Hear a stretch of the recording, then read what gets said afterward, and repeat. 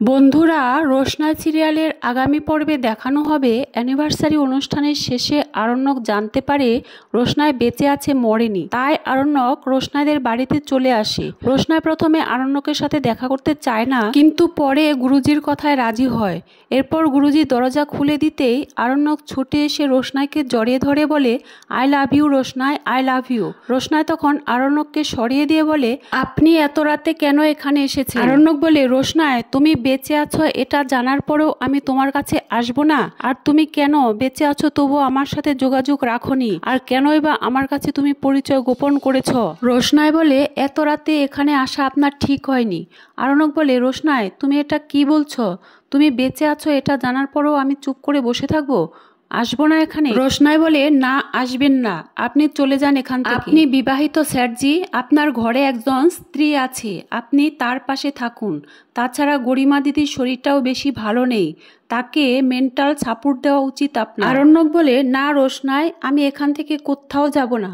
যদি যেতে হয় তাহলে আমি তোমাকে নিয়েই বাড়িতে যাব। তুমি আমাকে বোঝার চেষ্টা করো রোশনাই, তোমাকে ছাড়া আমি বাঁচতে পারবো না। তুমি একদিকে আর আমার বাড়ির সবাই আরেকদিকে। রোশনাই বলে, এ আপনি কি বলছেন স্যারজি? আপনার ঘরে একজন স্ত্রী আছে, তাছাড়া আপনারা দুজন এখন খুবই ভালো আছেন, সুখে শান্তিতে আছেন। গরিমা দিদি আমাকে সব বলেছে। আর স্যারজি, আপনি আমাকে অনেক সাহায্য করেছেন, সে কথা আমি কোনোদিনই ভুলতে পারবো না। তার জন্য আমি আপনার কাছে চিরকৃতজ্ঞ থাকবো। আর তার জন্য আপনি যখন তখন আমার কাছে চলে আসতে পারেন না। প্লিজ স্যারজি, এখন আপনি চলে যান এখান থেকে। গুরুজি তখন আরণ্যককে বলে, তুমি এখন চলে যাও বাবা, ওকে এখন কিছু সময় একা থাকতে দাও, কিছুদিন একা থাকলে ও ঠিক হয়ে যাবে। আরণ্যক বলে, সরি আঙ্কেল, আমার ভুল হয়ে গেছে, আমি কাল আসবো। গুরুজি বলে, তুমি কাল এসো না, রোশনাই যেদিন তোমাকে আসতে বলবে তুমি সেদিন এসো। এরপর আরণ্যক আবার রোশনাইয়ের কাছে গিয়ে রোশনাইয়ের পা জড়িয়ে ধরে বলে, রোশনাই তুমি আমাকে ক্ষমা করে দাও, আমি তোমার কাছে কবে আসবো প্লিজ বলো রোশনাই, তোমাকে ছাড়া আমি বাঁচবো না রোশনাই, তুমি প্লিজ বলো।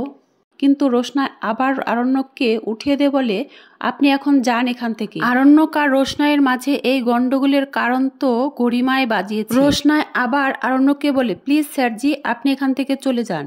এরপর গুরুজি আরণ্যককে অনেক বুঝিয়ে সুঝিয়ে বাড়িতে পাঠিয়ে দেয়। অন্যদিকে দেখা সুরঙ্গমা গরিমাকে বলে, আরণ্যককে সামলাও গরিমা, নিশ্চয়ই ওর নয়নতারা বলে ওই মেয়েটির কাছে চলে গেছে। তুমি যাও গরিমা, আমি একদিন প্রমাণ করে দেব তোমার বাবা যা বলেছে সব মিথ্যে। নীলাঞ্জ বলে, সুরঙ্গমা তুমি যদি প্রমাণ করতে পারো রোশনাই তোমার মেয়ে নয়, রঞ্জন প্রসাদ তোমার আগের স্বামী নয়, তাহলে আমার থেকে খুশি এই পৃথিবীতে আর কেউ হবে না। কিন্তু সেটা তুমি পারবে না সুরঙ্গমা। যাদের সাথে তুমি এত বড় অন্যায় করেছ তারা এখনো জীবিত আছে, তারাই তোমার অন্যায়ের সাক্ষী। তুমি কিছুতেই পারবে না এই সত্যি ঘটনাগুলো মিথ্যে প্রমাণ করতে। সুরঙ্গমা আমি তোমার সাথে আর থাকতে চাই না। সুরঙ্গমা বলে, নীলাঞ্জ প্লিজ তুমি এই মিথ্যে কথাগুলো বলা বন্ধ করো। আমি কিছুদিন সময় চাচ্ছি তোমার কাছে, আমি এই মিথ্যেগুলো একদিন প্রমাণ করে দিব এগুলো সত্যি নয়। নীলাঞ্জ ভাবতে থাকে, চোরের মায়ের বড় গলা বলে একটা কথা আছে না, সুরঙ্গমার মুখে সেটাই মানাচ্ছে। এরপর নীলাঞ্জ গরিমাকে বলে, মা তুমি কি এখানেই থাকবে না শ্বশুর বাড়িতে যাবে? সুরঙ্গমা বলে, গরিমা আজ এ বাড়িতে থাকবে না, ও ওর শ্বশুর বাড়িতেই যাবে। গরিমাও বলে, হ্যাঁ বাবা আমি ও বাড়িতেই যাব, কিন্তু বাবা আমার ভীষণ লজ্জা করছে, আমি কি করে যে আরণ্যকের মুখোমুখি হব সেটা বুঝতে পারছি না। সুরঙ্গমা বলে, মা আমি তোমাকে বললাম না আমি এসব কিছু করিনি, তুমি যাও আরণ্যকের কাছে যাও, তুমি তোমার ঘর সামলাও। নীলাঞ্জ বলে, একজন চাইলেই কখনো একটা ঘর তৈরি হয় না। গরিমা যদি আরণ্যকের সাথে সংসার করতে চায় তাহলে আরণ্যকেরও গরিমার সাথে সংসার করতে হবে, তবে ওদের সংসার গড়ে উঠবে, নইলে আমার আর তোমার মতো ওদের ঘরও একদিন ভেঙে টুকরো টুকরো হয়ে যাবে। সুরঙ্গমা তখনও জোর গলায় মিথ্যে কথা বলতে থাকে, বলে, আমার কথাগুলো বিশ্বাস করো, আমি সত্যি বলছি, আমি সত্যি একদিন প্রমাণ করে দেব এই কথাগুলো সত্যি নয়। অন্যদিকে দেখায় আরণ্যকের বাবা মা জাহ্নবী রাজা বলাবলি করতে থাকে, নীলাঞ্জবাবু যা বলল সে কথাটা কি সত্যি? সত্যি কি ওই নয়নতারা বলে মেয়েটি রোশনাই? সত্যি কি সুরঙ্গমা ম্যাডাম এরকম একটা কাজ করতে পারে? এদিকে ছোট বড় মা মাধবীলতা এরাও বলাবলি করতে থাকে, নয়নতারা মেয়েটাকে আমরা যেদিন দেখেছিলাম সেদিনই ওকে রোশনাইয়ের মতো দেখাচ্ছিল।